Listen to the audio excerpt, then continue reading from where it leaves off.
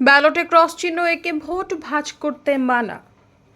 আজ অনুষ্ঠিত হতে যাচ্ছে বহুল কাঙ্ক্ষিত ঢাকা বিশ্ববিদ্যালয় কেন্দ্রীয় ছাত্র সংসদ ও হল সংসদ নির্বাচনের ভোট গ্রহণ।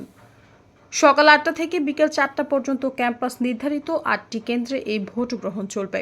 দেশজুড়ে আলোচিত এই নির্বাচনে শিক্ষার্থীরা কিভাবে সঠিক নিয়মে তাদের ভোটাধিকার প্রয়োগ করতে পারবেন তা ছবি ও ভিডিও চিত্রের মাধ্যমে জানানো হয়েছে ডাকসুর নির্বাচন কমিশনের পক্ষ থেকে। এ নিয়ে ঢাকা বিশ্ববিদ্যালয়ের অফিসিয়াল ফেসবুক পেজে ভিডিও ডকুমেন্টারি প্রকাশ করা হয়েছে। এতে দেখা যায় পছন্দের প্রার্থীর নামের পাশের ঘরে স্পষ্টভাবে ক্রস চিহ্ন এঁকে ভোট দেবেন ভোটার। জানা যায় এবার বিগত যে কোনো নির্বাচনের চেয়ে ডাকসুতে ব্যালটের আকার বড়, থাকছে ৫ পৃষ্ঠার ব্যালট, আর হল সংসদে থাকছে ১ পৃষ্ঠার ব্যালট। নির্বাচনে ভোট দিতে হবে অপটিক্যাল মার্ক রিকগনিশন শিটে। ভোটার তার সুবিধাজনক সময়ে নির্ধারিত ভোট কেন্দ্রে যাবেন। ভোট কেন্দ্রে থাকা পোলিং কর্মকর্তাকে ভোটার তার পরিচয় নিশ্চিত করবেন। সৈয়দা ফারিয়া, সমযোগ।